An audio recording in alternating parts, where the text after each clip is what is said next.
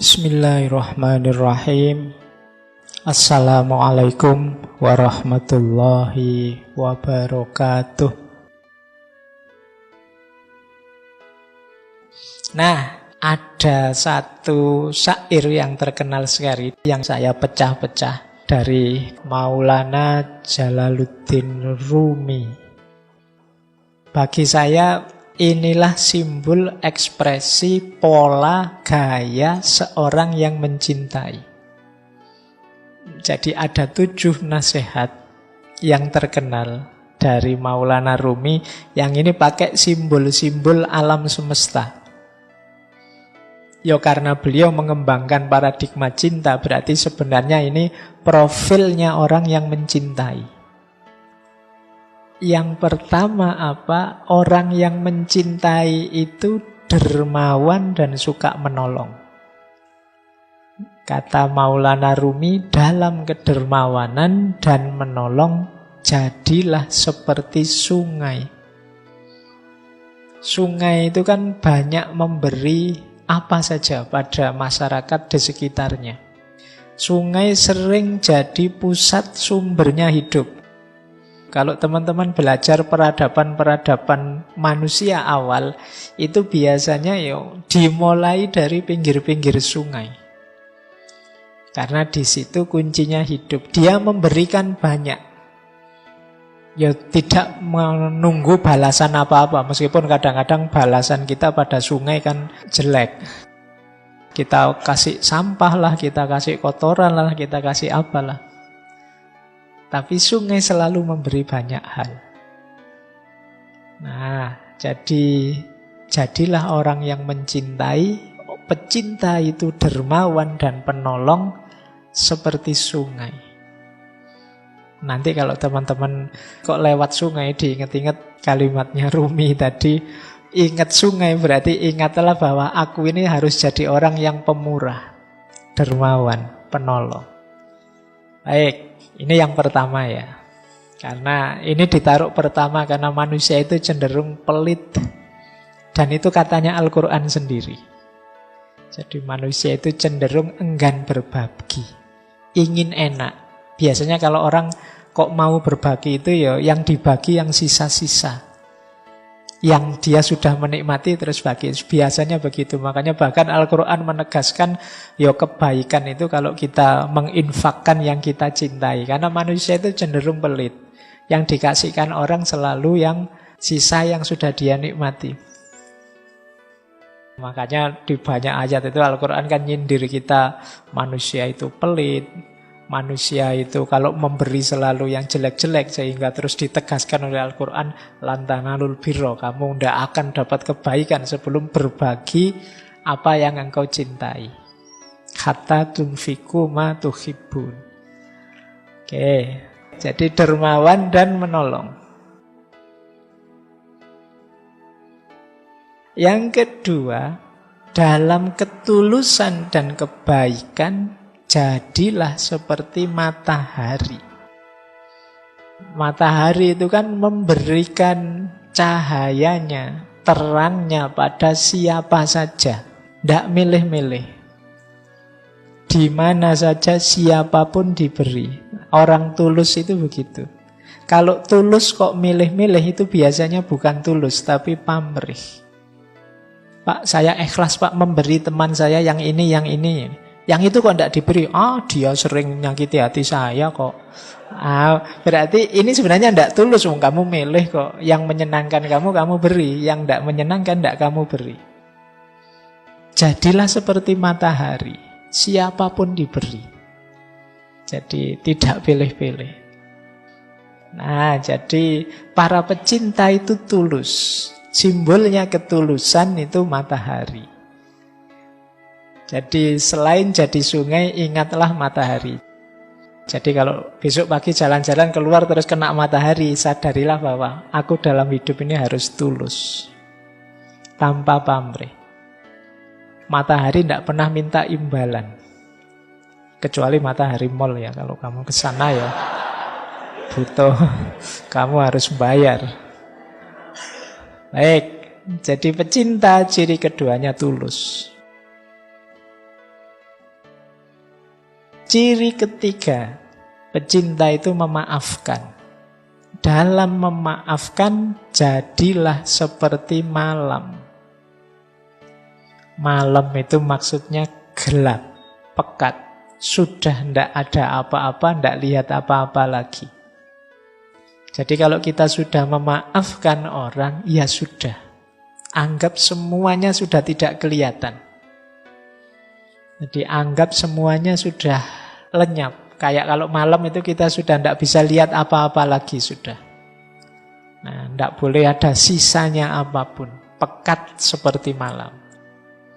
Kan sering kita itu memaafkan tapi ingin sedikit-sedikit membalas dendam. Yo, sekarang saya maafkan, tapi nanti mesti, itu sebenarnya belum memaafkan. Saya maafkan sih, tapi hukuman Allah tidak akan, sama saja. Jadi kalau memaafkan seperti malam, sudah gelap kayak kita mau tidur, lampu mati ya sudah tidak lihat apa-apa, tidak ingat apa-apa lagi, terus tidur. Jadi kalau memaafkan seperti malam. Nanti kalau mau tidur malam hari, sadarilah bahwa wah ini malam ya, aku maafkan siapapun yang punya salah tadi pagi, kemarin, dan seterusnya. Nah ini yang ketiga. Jadi pecinta itu pemaaf. Yang keempat, dalam kemarahan, jadilah seperti mayat. Ya manusia itu yang normal memang kadang-kadang marah. Kadang-kadang tidak berkenan terhadap sesuatu. Tapi begitu kamu sadar sedang marah, jadilah seperti mayat. Mayat itu kan sudah tidak ngapa-ngapain lagi sudah. Berarti apa? Kalau sedang marah berhenti. Jadi jangan ngapa-ngapain. Kalau hadis itu kan kalau kita marah saat berdiri duduklah. Kalau saat duduk marah berbaringlah. Kalau berbaring kok marah wudulah. Bukan gulung-gulung muter-muter enggak. Jadi kalau berbaring kok malah wudulah. Sholatlah bila perlu. Jadi jangan memutuskan sesuatu, melakukan sesuatu. Biasanya orang marah itu kalau melakukan sesuatu nanti disesali. Atau pasti tidak bagus. Kalau pas kita sedang marah itu, wah saya ingin melampiaskan marah saya dengan omongan. Omongannya mesti, kan tidak mungkin kalau sedang marah ngomongnya terus halus gitu. Saya ini sedang marah. Jadi kan tidak mungkin begitu. Jadi marah ya marah saja.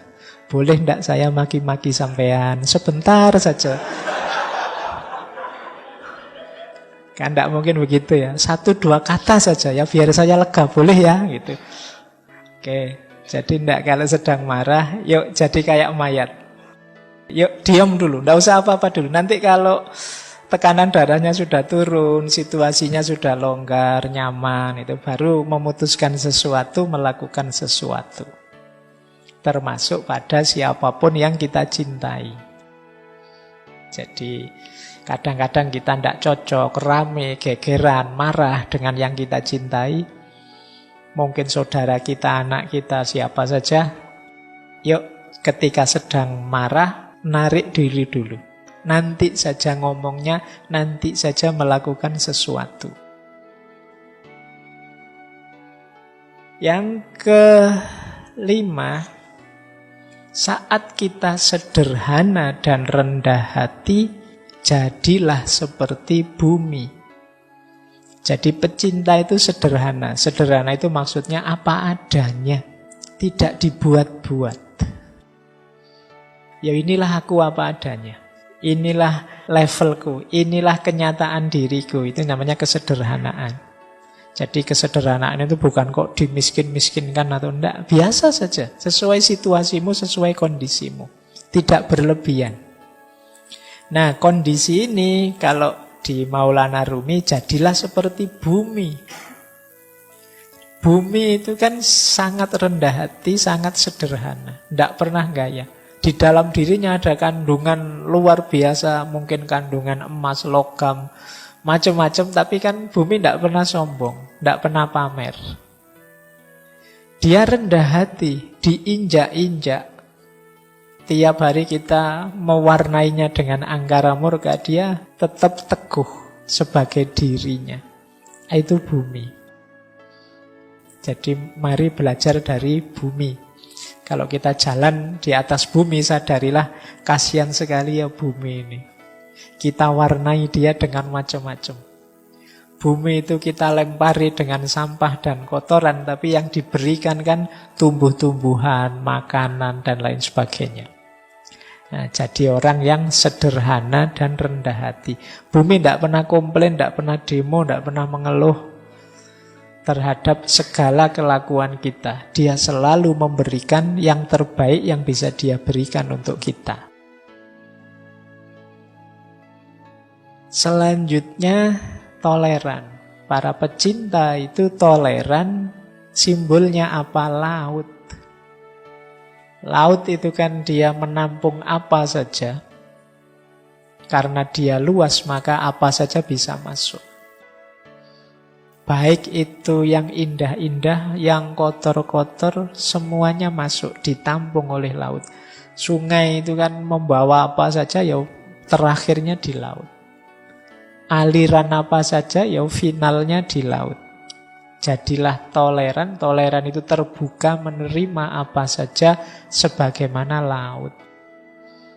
Jadi laut itu kan simbol kelonggaran, kelegaan, keluasan. Kalau teman-teman sedang jenuh, suntuk, itu kan biasanya terus jalan-jalan ke laut kan rasanya lapang, longgar ketika kita melihat laut.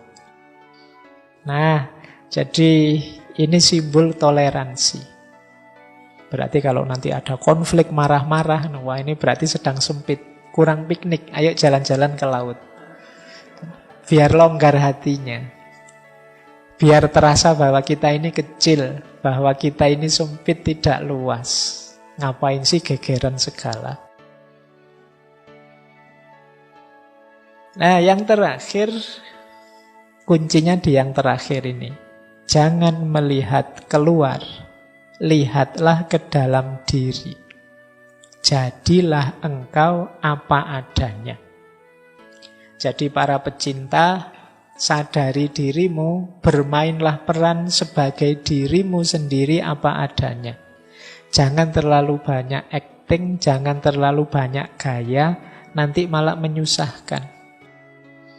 Sadari hakikat dirimu dan perankan peranmu apa adanya. Jadilah engkau apa adanya.